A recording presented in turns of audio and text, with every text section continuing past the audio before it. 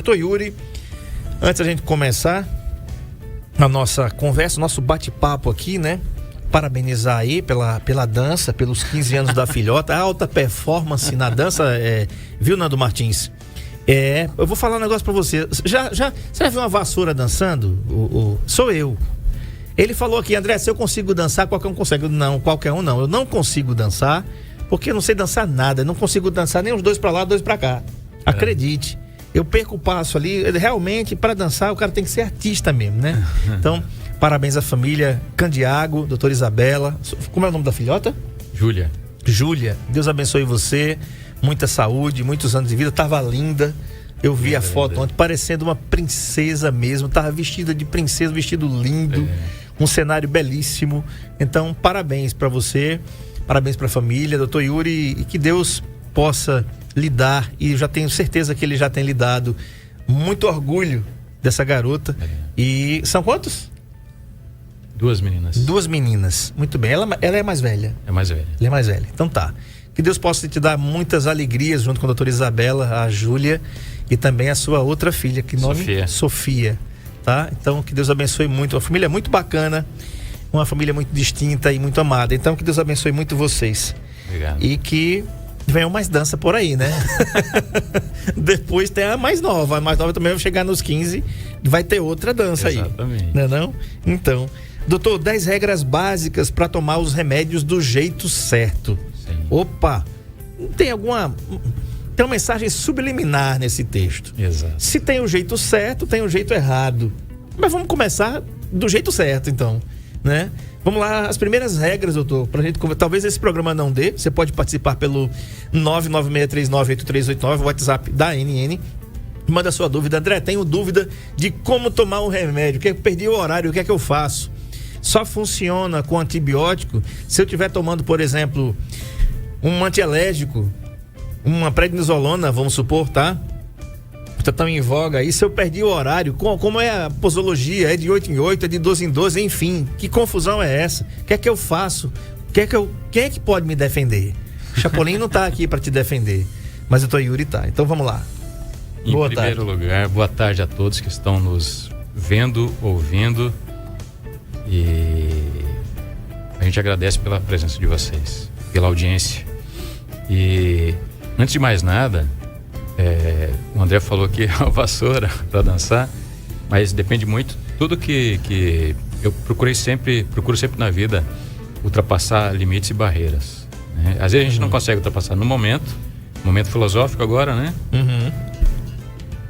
Eu tento ultrapassar essas barreiras, porque tudo que limita a gente serve de material de aprendizado. Então, se a gente tem bloqueio e não luta para vencer os bloqueios, a gente vai ser um eterno frustrado, né? Em toda a área. E a vida é assim, ela nos traz experiências, ensinamentos pra gente aprender, e tem que absorver e compreender o que a vida espera da gente antes da gente esperar alguma coisa da vida, né? Perfeito.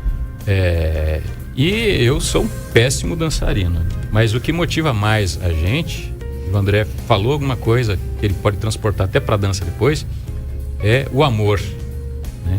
No caso, o amor pela filha que eu tenho, que é maravilhosa. A Sofia, daqui a 2 anos, faz 15 anos também. Ela é uma artista, canta divinamente, dança divinamente, e eu tenho certeza que vai ser um outro espetáculo com ela, né? Com certeza. Então, é o amor que a gente tem à profissão, ao que a gente gosta, às pessoas que a gente gosta, que nos movem a superar as nossas dificuldades, as nossas barreiras, né? Eu sou um péssimo dançarino, a minha esposa que eu diga. Mas o que a gente faz por amor, as coisas, faz a gente ultrapassar barreiras, né? Então, como o André estava falando, tem jeito certo e tem jeito errado de se tomar remédio, né? Tem vários itens, né? Tem várias coisas emblemáticas que eu já ouvi, já vi as pessoas fazerem, isso é a toda hora, a todo instante, que a gente precisa fazer algumas anotações e verificações, porque tem coisas que são tão óbvias, que a gente acha que nunca vai acontecer, mas acontece. A gente vai falar não só dos remédios que a gente usa em cardiologia, mas nos remédios como um todo, para todas as especialidades, né? E vocês fiquem à vontade para fazer as perguntas que a gente vai tentar responder por aqui. Bacana. 996398389, o WhatsApp da NN, você manda sua dúvida para cá. Mensagens de voz até 30 segundos, mensagem de texto você manda ver aí. O assunto são 10 regras básicas para você tomar os remédios do jeito certo. Qual é o jeito certo, então? Vamos lá, então, a primeira regra, doutor. Que primeira regra é essa? Bom, eu estava fazendo uma listinha aqui. Em primeiro lugar, a gente deve começar pelo nome do remédio. Se foi prescrito um remédio X, e a gente sabe que tem interesses em toda parte, né? Se foi receitado vamos dizer assim, um remédio que é muito comum, uma losartana de um laboratório determinado, a gente deve acreditar, se você tem confiança, firmeza no seu médico, né? Procure comprar aquele remédio que foi receitado. Por quê? A gente sabe que tem remédios de marcas originais, tem remédios genéricos. Ainda tem os similares. Tem os similares, né? E dentro daqueles similares tem medicações que têm variações na composição. A gente sabe que mesmo o genérico ele tem uma variação de porcentagem daquela substância ativa, que é o remédio que vai fazer efeito mesmo para a doença, que varia de um pouco a mais, uns 10, 20% a mais e a menos. Né? Que isso está na lei para ser fabricado e liberado para comércio. Então, se eu estou tomando um remédio, por exemplo, uma losartana, que é para pressão arterial, 100 miligramas, e eu compro um remédio que pode ter 80, 90%, então eu não vou ter os 100 miligramas circulando no sangue e vou ter um efeito um pouco menor. Né? E a gente sabe disso, de alguns produtos que tem essa variação até pelo uso na prática, no dia a dia. Né? Por isso que a gente recomenda, dentro da ética, né, do comportamento moral, bem resolvido da gente, tem preferência por alguns laboratórios em detrimento de outros. Né? Genéricos também passam por isso, né? Remédio de marca, remédio genérico. A gente sabe o perfil de cada paciente, procura estudar isso, verificar na conversa. Nem todo mundo pode comprar um remédio tanto mais caro de marca, né? Principalmente quando ele é lançado no mercado, que eles são lançados com um preço maior, justamente para pagar o tempo de pesquisa, né? De desenvolvimento de um remédio que gira em torno de uns 10 anos. Desde a pesquisa inicial até passar para o comércio no mercado para todo mundo usar, né? E às vezes até mais. O nome do remédio que foi prescrito é super importante, tá? E se não puder comprar um de marca, fale com o seu médico que, olha, não tenho condições para comprar esse remédio, está muito caro, tem um genérico mais barato. Às vezes a gente acha que o genérico é mais barato do que o de marca, né? Mas nem sempre. Como a competição está muito grande no mercado, né? E o André já foi representante de laboratórios, sabe como é que funciona.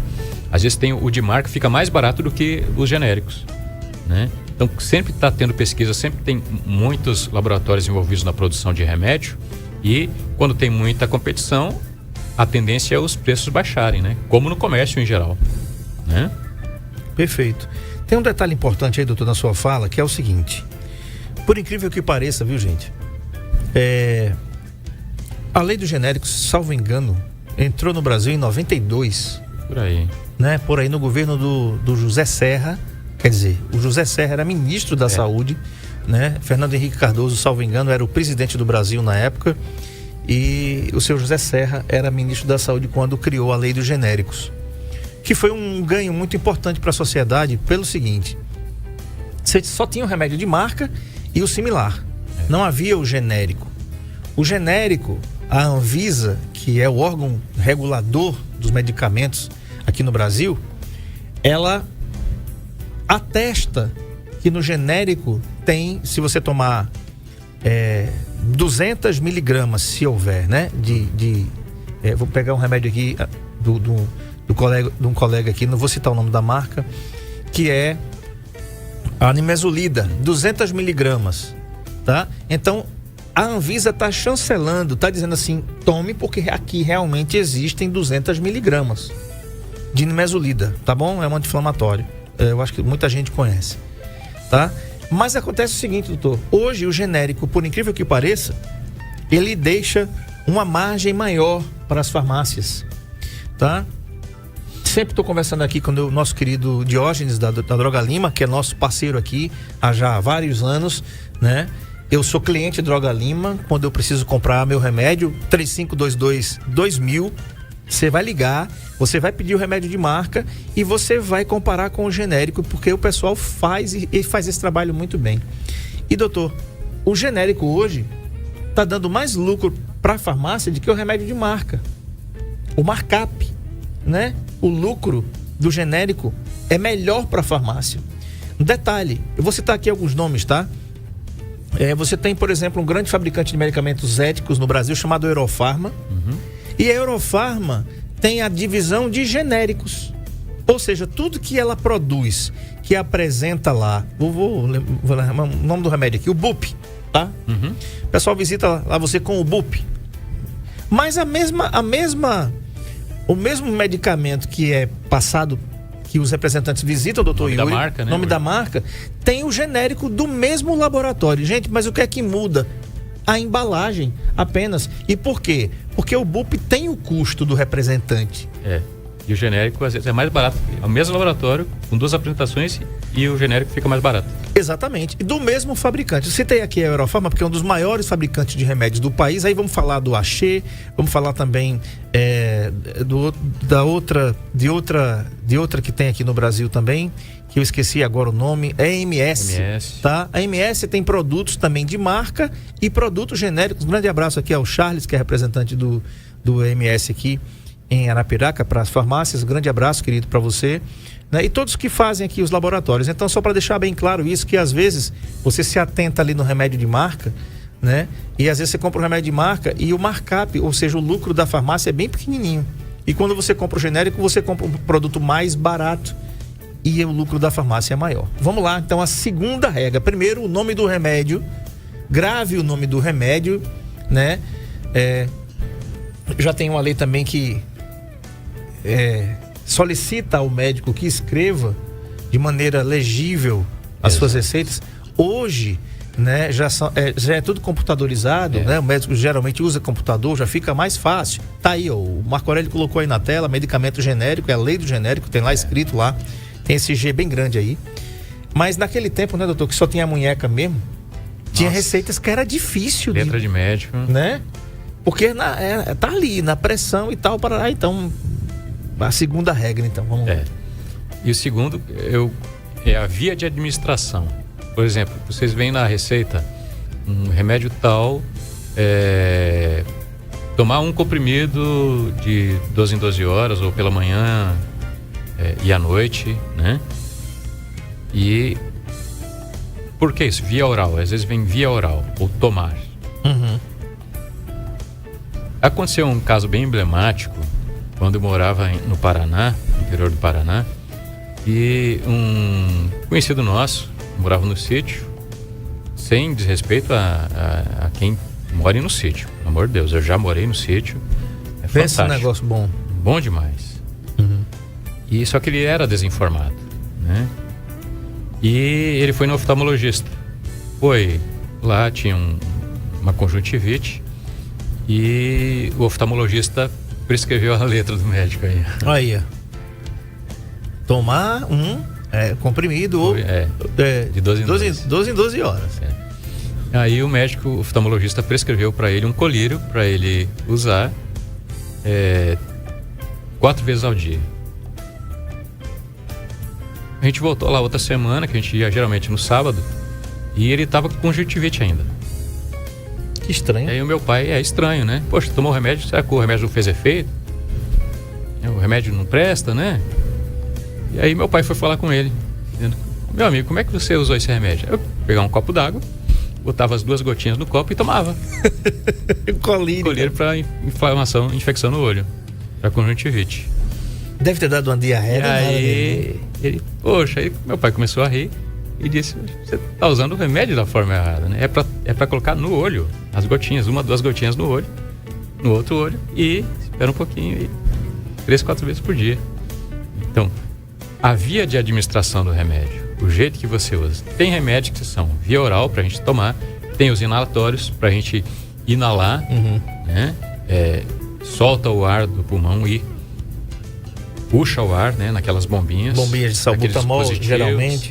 Geralmente é remédio para asma, para enfisema, para bronquite crônica, para bronquite alérgica. São esses inalatórios, né? E você segura a respiração 5 segundos pelo menos para ele agir no pulmão direitinho e para ter um alívio, né? Então são passos que são dados para que tenha um efeito adequado. Então, um remédio que é feito para via oral tem que ser tomado. O remédio inalatório tem que ser inalado, tem que ser aspirado, né, para ir para o pulmão. Um adesivo, ele tem que ser colado na pele, em algumas localizações onde tem mais gordura, tal, porque tem a absorção da substância que está no adesivo, né? A injeção tem que ser usada no local correto, né? Intramuscular, até intramuscular. Tem injeções, tem remédios que são aplicados intradérmica, bem debaixo da camada da pele, tem a angulação da seringa para fazer isso. Remédios ou injeções que são intraósseas, né, intramusculares. Aí quem vai aplicar a injeção procura saber onde tem a camada de mais gordura ou músculo para despejar aquela injeção, né? Injetar aquela injeção para acomodar direito, né? Quanto maior o volume que tem na seringa, precisa uma região muscular muito grande para não ficar doendo, né? Veja quem usa benzetacil, né? Ou a penicilina, que ela tem microcristais e tem um volume maior às vezes e dói bastante, né? Inclusive parece que hoje já vem com um certo anestésico, né? Tem gente que usa anestésico, mas não é muito bom porque a absorção dela fica comprometida, não fica irregular, né? A informação que eu tenho há algum tempo, né?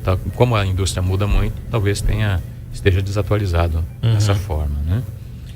Ok. E por aí vai, tem várias administrações, tem dispositivos que se coloca debaixo da pele, subcutânea, implanta, né, debaixo da pele, com liberação prolongada, né?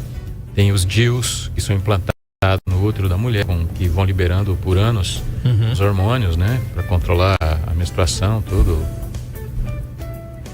Perfeito. Um abraço aqui ao compadre velho que está ouvindo a gente lá em Bom Conselho, Pernambuco. Muito obrigado, compadre velho, pela audiência de sempre. Doutor, terceira regra básica para se tomar os remédios do jeito certo, qual é? O horário. Agora aí vai pegar, viu? Agora aí vai pegar. Vamos dar uma passeada em alguns remédios aí. Vamos lá. Bom, o horário de uso do remédio... Tem uma receita aí que o Marco Aurélio está colocando aí que eu acho que vai valer para muita gente. Ele vai colocar na por tela exemplo, aí. Tem remédios que eles só... Olha aí, ó. 500 por 30 miligramas de Pacientex. Para ficar menos impaciente. Tomar de hora em hora. Esse é extremamente necessário nos dias atuais. Ter paciência. No trânsito da Arapiraca, então, aqui o diga, né? Vamos embora. O horário. Tem remédios que são feitos para usar antes da refeição. Por exemplo, você tem um refluxo, aquela azia, a famosa azia, você tem que usar o remédio antes da azia aparecer. Sim. Né? Ao contrário da dor, né? A azia é aquela volta do ácido do estômago, do esôfago, que chega às vezes até a boca, dá aquela tosse seca, né? E fica aquela boca amargando, né? A regurgitação ácida. Você tem que tomar o remédio para prevenir antes, 15 a 30 minutos antes das refeições, para inibir esse processo e melhorar, além da dieta, claro, né? Então, tem remédios, por exemplo, foi colocado na tela, tem remédios que são feitos para se tomar durante o dia, de manhã, depois do café. Tem remédios que são feitos para usar à noite. Por que isso? Se eu tomar o remédio de noite, de dia, de manhã, ele vai fazer o mesmo efeito? Depende do remédio. Né? Por quê? Porque a gente tem uma produção muito grande de substâncias no organismo que eles afetam a absorção e a ação de vários remédios. Então, se eu estou usando um remédio para colesterol, um dos muito usados ainda, a simvastatina, eu não posso usar ele durante o dia, porque existe uma substância que ela é produzida à noite no nosso organismo, que a simvastatina vai agir nela, né? E se eu tomar ele de dia, a ação vai ser muito prejudicada. Então você vai tomar o remédio que não vai ter a mesma eficácia, o mesmo efeito, se usar durante o dia, e se for usado à noite. Esse é o hormônio do sono? Você está falando? A simvastatina, para reduzir colesterol. Tá, mas... Não é o hormônio do sono, não. É uma substância produzida nas paredes vasculares que a simvastatina degrada ela para ter um efeito, né? O que não acontece com outras estatinas, né, da classe, por exemplo, a atorvastatina, a rosuvastatina, pitavastatina, e elas têm uma ação mais prolongada, agem em 24 horas, e aí ela está sempre na circulação e consegue... Então a rosuvastatina pode ser usada durante o dia? Rosuvastatina, atorvastatina e a pitavastatina pode ser usadas em qualquer hora do dia. Mesmo assim, a gente procura usar à noite, antes de dormir, porque é o horário que geralmente tem menos remédios sendo ingeridos, né? Para liberar um pouquinho, porque se você usa muitos remédios no mesmo horário, a tendência de você ter uma gastrite ou a interação medicamentosa, um remédio agir, bloquear ou aumentar o efeito do outro é muito grande. Ok, tá falado aí então. Agora, peraí, doutor, a gente vai pular pro quarto agora não, peraí. Sim. A questão, por exemplo, dos antibióticos, né? Antibióticos antialérgicos, né? Que os médicos prescrevem lá. Então, vamos lá, vamos para essa classe dos antibióticos, inclusive numa RDC nova, né, da Anvisa, proíbe que seja vendido sem receituário médico nas farmácias, né? Então você vai comprar a amoxicilina, que é uma das mais famosas do Brasil no mercado. Você que comprava aí à torta e à direita não pode comprar mais, porque tem que ter a retenção da receita, né, endereço do comprador, identidade, telefone, enfim, tá? Tem que ser com receituário médico. Doutor, tá bom. Vamos lá, vamos pegar a amoxicilina mesmo aqui, sim, tá? O indivíduo tá lá com infecção na garganta, né? O médico passou a amoxicilina de 500 miligramas por 7 dias. São 2 tomadas, né? Não é isso? A apresentação que tem 875 miligramas, 2 tomadas. 2 tomadas. Então, tá bom. O paciente olhou para o relógio e disse assim: eita, peraí, eu não vou tomar agora não, porque esse horário vai ficar ruim.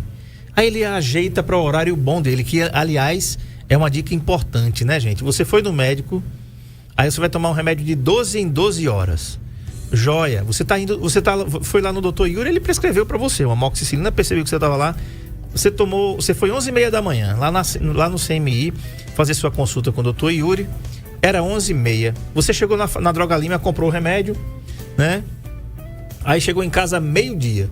Se você comprou o remédio e está em casa meio-dia, se você tomar, você vai ter que tomar meia-noite, 12 horas depois, né? Pergunta, você está acordado para tomar meia-noite ou você vai acordar para tomar meia-noite? Que é um conselho de um cara que dorme bem. Não tome meio-dia não. Procure um horário alternativo que você esteja acordado para tomar a segunda dose. Você incorre no risco de esquecer, entendeu? E sem contar o incômodo de você estar colocando um alarme para alarmar meia-noite, vai acordar a patroa que está dormindo lá, ela vai ficar muito braba com você, né?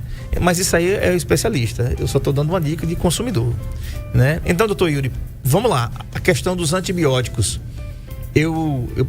ajustar o horário é importante e também tomar... Por que os antibióticos têm que ter esse horáriozinho, doutor? Certinho. Porque não é só com antibiótico, com todos os remédios, né? Porque eu vejo muito... Até eu estava comprando um remédio para os meus pais esse final de semana e enquanto isso chegou um rapaz para ser atendido e ele perguntando se na farmácia tinha um antibiótico X lá. E a farmacêutica estava de plantão e disse: olha, a gente não pode vender sem... Tem receita? Não tem. Qual é o problema? Esse aquele, é uma diarreia. Comeu alguma coisa, não passou bem, tudo. Olha, tem isso, aquilo que vai resolver o problema, né? Os remédios sintomáticos, né? Sim. Esses remédios que usa para repor a flora intestinal, tudo, sim, hidratação, né? Restaurador de flora. E ele foi lá e adquiriu o remédio e para levar para alguém na família para usar, né? Então, o antibiótico, a amoxicilina que o André falou, tem um tempo de ação, né? Tem apresentações diferentes para os horários diferentes de ser usados. tá? A gente pode usar 2 itens em um só agora. A amoxicilina, por exemplo, tem a apresentação de 500 miligramas. Isso tem que ser tomado de 8 em 8 horas, quer dizer, a cada 8 horas, 3 vezes ao dia. Sim. Tá? Se ele é feito para usar a cada 8 horas, isso significa que o tempo de ação desse remédio, ele gira em torno de 8 horas. Uhum. Ele não vai servir por 12 horas ou por 24 horas. Por isso que é feito a cada 8 horas tomar o remédio. Uhum. Tem outras apresentações, por exemplo, da amoxicilina de 875 miligramas. E por ser uma dose maior, tem uma quantidade de antibiótico maior no sangue, circulando nos tecidos. E aí sim eu posso usar a cada 12 horas. Né? Muito bem. Primeiro problema resolvido. E o segundo? Mas eu comprei o remédio às 11 da manhã, meio-dia. Eu vou começar a usar 1 da tarde, que é quando almoçar e chegar em casa. Eu vou ter que usar a 1 da madrugada o remédio, vou ter que botar o despertador para tomar esse remédio, né?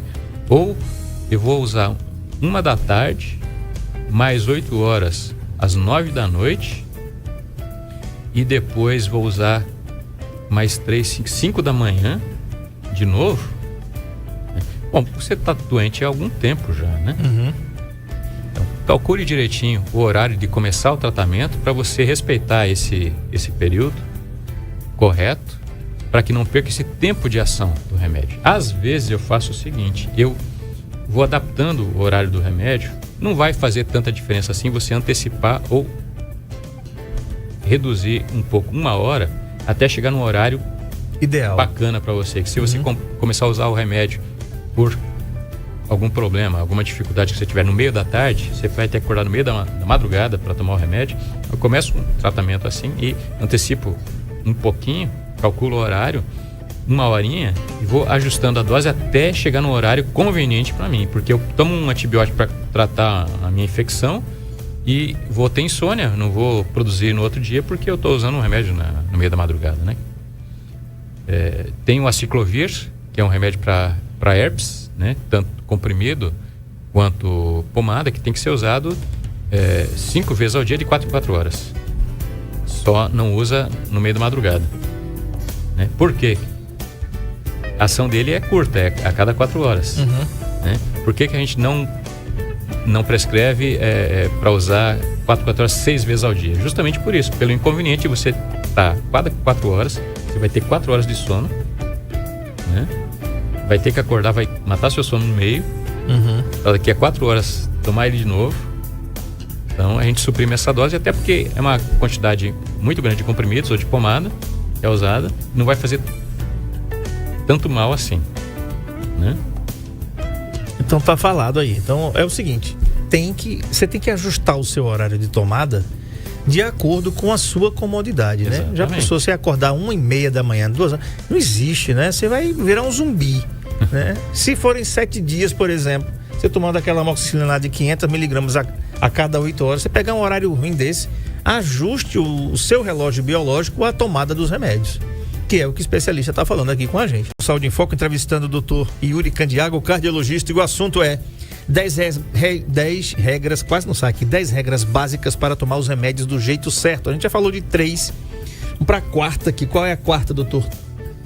A quarta, a gente emendou com a 3, né? Sim. Que de acordo com as doses que a gente usa, varia o número de tomadas diárias. Por exemplo, a amoxicilina que a gente deu um exemplo, tem uma amoxicilina de 500 miligramas no mercado. Só que tem a que é usada 3 vezes ao dia. Só que temos a amoxicilina na dose de 875 miligramas. Né? Isso para adulto, né? E solução oral para criança também. A de 875 miligramas tem que se usar 2 vezes por dia. Pode se usar 2 vezes por dia. Então, quanto maior a dose que tem o remédio, em comparação com aquele que tem o mesmo remédio, mas tem uma dose menor, na maioria das vezes ele pode ser usado em 2 vezes ao dia em vez de 3, né? Isso acontece, por exemplo, para um remédio chamado, que é um antibiótico também, levofloxacino. que existe 500 miligramas, né, que é usado num período de 7 a 10 dias. E tem uma dose maior de 750 miligramas, que é uma dose maior, portanto mais potente, ele encurta o uso. Em vez de ser usado 7 a 10 dias, é 5 a 7 dias, de acordo com o tipo de infecção que você tem. Né? Infecção, uma sinusite, uma otite, alguma coisa assim, né? Ou uma infecção na pele, você encurta o tempo de uso também. Né? Vamos lá. A gente pode ir para um outro item, por exemplo, que também está tudo ligado, seria o nosso quinto item, o tempo de uso do remédio. Por exemplo, um antibiótico é usado 7 dias. Só que eu tenho o restinho do antibiótico que eu usei do mesmo para 5 dias. Eu vou usar só os 5 dias, não vou usar os 7. Mas será que vai funcionar? Será? Será que vai funcionar? A gente sabe, a maioria dos tratamentos, existem tratamentos mais curtos. Para sinusite, por exemplo, precisa ter um tratamento de 10, 14 até 21 dias, de acordo com o grau de sinusite, com a bactéria que está envolvida no processo infeccioso. Então são tempo prolongado. Às vezes uma pneumonia mais agressiva também tem um tempo de tratamento mais longo, né? Uma endocardite bacteriana, uma infecção na válvula das válvulas do coração, tem um tratamento que gira aí em torno de 15, 21 dias, e às vezes até prolonga mais que isso, né? Então é importante usar o antibiótico, o tratamento naquele período todo correto. Por quê? Principalmente nas infecções. Eu tenho tratamento para uma pneumonia, uma sinusite que me passaram para usar 7, 10 dias. Vai lá, 10 dias. E eu uso 5 dias. E eu melhorei, eu acho que eu tô bom. Então eu não vou usar mais 5 dias porque eu vou gastar mais, né? O que acontece? Enquanto você está fazendo o tratamento, nos 5 dias vai tendo uma melhora, porque o antibiótico ele vai matando as bactérias, vai reduzindo o número de bactérias circulantes no organismo, que estão infectando as células, e eu interrompo no 5º dia. No 6º dia eu já não estou usando o antibiótico, que deveria ser usado por mais 5 dias, até o 10º dia. Vão ter bactérias ainda nos tecidos, no organismo, e essas bactérias elas sobreviveram à ação do antibiótico, estão um pouco enfraquecidas, mas elas ainda existem e resistem lá. O que acontece? Elas já experimentaram aquele antibiótico que eu usei por 5 dias. Elas estavam resistindo. Depois eu vou usar, às vezes, o mesmo antibiótico, porque, poxa, eu estou com outra vez a infecção, o remédio não me curou, porque justamente a gente não usou o tratamento completo de 10 dias, usou só metade, ou 7 dias. Não matou todas as bactérias que estavam se proliferando nos tecidos, nos órgãos. Aquelas bactérias que são remanentes, estão lá ainda, elas tendem a ser mais resistentes àquele antibiótico, quando a gente não completa o tratamento. E é um dos fatores que induz mais a seleção natural das bactérias e dos vírus. Por a gente usar de um período errado, elas vão sendo resistentes àquele antibiótico, e quando você tiver uma outra infecção e as bactérias dos vírus, a gente vai passando um para o outro, né? Vejam o Covid, né? Esse coronavírus, né? E vai tendo essa seleção natural da genética daqueles. Não é porque tem uma bactéria lá, todas as bactérias são iguais. Tem variações das bactérias, mesmo num corpo, né? E a próxima vez que eu usar, o antibiótico provavelmente não vai fazer o mesmo efeito, porque eu selecionei as bactérias resistentes por uso incorreto do período de uso, que era 10 dias, usei metade ou 7 dias. E aquele antibiótico, quando eu precisar usar de novo, não vai fazer efeito. Eu vou ter que usar um outro antibiótico diferente, às vezes mais caro, né? Para poder conter essa infecção. Tá falado aí, 996398389, você manda seu WhatsApp para cá, né? Seja mensagem de voz até 30 segundos ou mensagem de texto O assunto é 10 regras básicas para tomar os remédios do jeito correto, tá? Então o senhor falou aí de vários aqui. Eu quero mandar um abraço aqui pro Osmaí, taxista, da dona Hilda também no Capim, ela falando sempre todos os dias, como sempre, tem assuntos importantes. Muito obrigado, então. Uma mensagem também aqui da Marleide, que mandou aqui uma mensagem pra gente. Muito obrigado aqui pela audiência. É o seguinte, vamos lá. Interação. Porque o que é isso, gente? Quando a gente vai estudar remédio, né, para apresentar o remédio para os médicos, quando o propagandista faz isso, existe lá na bula do remédio, e a gente aconselha que você não leia mesmo, você consulte o seu médico, ele vai dizer. Mas tem um negocinho lá chamado interação medicamentosa, ou seja, aquela substância, aquele remédio, ele pode interagir com outro ou com outras substâncias. Por exemplo, quem toma remédio controlado, por exemplo, remédios de tarja preta, tá? Não deve fazer uso de álcool. Por quê? Porque o álcool ou anula o efeito do remédio ou ele potencializa o efeito da substância. É assim que a gente aprende. Então, esses remédios, eles não devem ser administrados junto com álcool. Na realidade, pelo pouco que eu entendo, nenhum remédio deve ser administrado com álcool, né? Mas, por exemplo, eu quando fui tomar minha segunda dose da vacina da Pfizer, né? Era dia 7 de setembro, era o feriado lá. E eu tava doido pra tomar uma gelada, né? Então eu fui pesquisar. Eu digo, se hoje é feriado, né? Se não puder tomar hoje a minha gelada com a vacina, eu vou tomar a vacina amanhã. Mas eu vou beber hoje. Agora, né? Se não puder eu tomar a vacina hoje e eu não puder tomar uma cerveja, a minha cerveja de cada dia, né?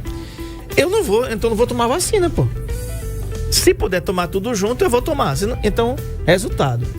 Eu fui fazer uma pesquisa e oficialmente não há nenhuma interação, viu, gente? Aqui quem quiser fazer. Dia 15 é feriado. Segunda-feira de hoje, 8 é feriado, dia 15 de novembro, né? Então você vai tomar sua gelada aí, vai tomar sua vacina dia 15. Pode tomar, se for Pfizer, pelo menos, tome a sua Pfizer e vá tomar seus goró lá, que não tem problema nenhum. Segundo os cientistas disseram aí nas suas matérias, né? Então não há interação nenhuma da vacina com o álcool. Eu não estou recomendando você tomar vacina, tomar álcool, não. Estou falando que eu fiz isso, né? Mas eu fiz isso porque eu fui procurar saber. Doutor, né? Então tá, vamos lá. O que é que se deve fazer? O que é interação? E tem algumas substâncias que não devem ser tomadas com outros, doutor, porque elas vão interagir entre si e elas podem dar um efeito que não pode ser o esperado pelo paciente. Exatamente. A interação medicamentosa, ela acontece quando a gente usa mais de um remédio. A partir do momento que a gente usa duas substâncias ou dois remédios juntos no mesmo dia, 3, 4, 5, 6 ou até mais, a gente tem paciente que vai para um cardiologista, toma um número X de remédio, vai para um neurologista, toma mais alguns remédios. Tem artrose, toma mais remédios. Tem isso, aquilo, tal. Tem receituários que parecem uma agenda, um livro, de tanto remédio que o paciente usa. Quanto maior o número de remédios que se usa, maior é o grau de interação medicamentosa, em que os remédios ou atrapalham ou ajudam ou estimulam, né? Inibem ou estimulam a ação dos outros. Por quê? Cada remédio, para ele ter uma ação, ele se liga a determinados receptores que existem no fígado, no rim, nas artérias, né? Em vários locais do corpo. E a gente tem um número limitado de receptores. Por exemplo, se eu tomo um remédio X, ele vai, para ele ter um efeito, ele vai se ligar num receptor. A tendência é que vários receptores para esse remédio sejam bloqueados, usados por aquele antibiótico, por aquele remédio. E se eu tomar um remédio que se liga a esses receptores também, eles já estão ocupados, eu posso não ter um efeito tão bom daquele segundo remédio, porque por competição de sítio de ação, que a gente chama. Então eu tomo aquele remédio que vai ter essa interação medicamentosa com o outro e um vai inibir o efeito do outro. O efeito do outro. Então, pode reduzir o efeito. E tem outros também que eles potencializam. Por exemplo, alguns sedativos hipnóticos, eles estimulam, abrem os canais que existem nas membranas das células, né? Abrem os caminhos que tem para entrar nas células, através de receptores também, e facilitam a entrada dessas outras medicações e potencializa o efeito dos remédios, né? Isso acontece com o álcool para vários remédios, por exemplo, né? Em que você usa um remédio e ele libera a entrada via receptores para outros remédios, e a gente que usava o remédio sozinho usa na presença de álcool e ele vai potencializar, vem o delírio, até porque o álcool tem esse efeito, né? Sim. De liberar as emoções, né? Dar essa euforia enquanto ele está circulando, né? Uhum. Doutor, você falou em álcool. Eu me lembrei aqui que a maioria dos medicamentos que nós consumimos são metabolizados no fígado. Significa que eles são processados, absorvidos e liberados pelo fígado. Exato. Né? Então, o que acontece? Teve aqui o Ítala, que é a farmacêutica da Droga Lima, que teve aqui. Um abraço, Ítala, para você. Ela já esteve aqui algumas vezes, saudade dela aqui. Muito qualificada, menina nova, mas muito antenada em tudo. E a gente estava falando sobre a questão de doses de medicamentos, de hiper ou hipodoses, né? Você tem uma hipervitaminose, uma hipovitaminose, ou então você tem uma overdose, como a gente fala. As pessoas pensam que overdose é só de drogas, de drogas assim, de cocaína, essas coisas assim, né? Crack, não. Overdose pode ser qualquer coisa, pode ser uma superdose de qualquer substância. Por exemplo, ela falou aqui, olha, o paracetamol, por exemplo, que é um remédio muito usado para febre e dor, analgésico e antitérmico, largamente usado, um medicamento seguro, correto, tranquilo, né? Mas o paracetamol é metabolizado no fígado e com alguma determinada quantidade, que eu não vou falar aqui, você pode ter o risco de incorrer numa cirrose medicamentosa. Hepatite medicamentosa. Uma hepatite com comprometimento real, né? Então, é por isso que é muito, muito importante, por exemplo, já pensou, um remédio que já é metabolizado no fígado, e álcool é no fígado. Exatamente.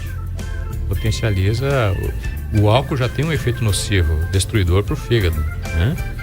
E você usar um remédio que vai, para ele ter um efeito metabolizado, ele vai passar pelo fígado, então é um fator complicador, com certeza, né? Assim como tem vários remédios que as maiores usinas de transformação dos remédios são fígado e rins, né? Então, se você tem uma hepatite, tem um problema, uma cirrose, algum problema no seu fígado ou no seu rim, o correto é você usar um remédio que não vá passar, não ser metabolizado pelo fígado. Ou, se ele for metabolizado no fígado, tem uma dose reduzida, né? Isso é calculado pelos hepatologistas, geralmente, né? Quando o paciente tem uma doença no fígado, ou pelos nefrologistas, e naqueles pacientes que têm insuficiência renal. Então, as doses dos remédios que são metabolizados, são excretados pelo rim, têm que ser calculadas ou até evitadas, sendo trocados por outros que não têm essa passagem por esse órgão. Muito bem. Rapaz, nosso tempo já foi. Conseguimos falar de tudo aí? Quase tudo. Quase. Vai ficar tudo para um segundo tempo, Isso. né? Vai ficar para a segunda entrevista, Parte então. 2. Parte 2 aí, as 10 regras básicas para tomar os remédios do jeito certo. O Dr. Yuri atende aqui no CMI, Consultórios Médicos Integrados, na Rua Fernandes Lima, 345. Ali em frente à Casa de Saúde e Maternidade Nossa Senhora de Fátima. O telefone para você marcar sua consulta é 3522-3388. 3522-3388. Também, salientando aqui, doutor Yuri realiza os exames cardiológicos que você precisar. Ecocardiograma, né, doutor Yuri? Isso. Aquele lá do O eletrocardiograma. O eletrocardiograma. Um exame simples, mas imprescindível. Às vezes, com o eletrocardiograma, a gente mata a charada de muitas doenças, né? O ecocardiograma, o Doppler de carótidas, que é o ultrassom de carótidas e artérias vertebrais, feito mapa, Holter, na clínica também e teste ergométrico também pela equipe. Perfeito. Né? Então tá falado aí, 3522-3388. Doutor Yuri, muito obrigado pela concessão da entrevista e até a próxima vez, se Deus quiser. Eu agradeço a presença de todos e até a próxima. Um abraço.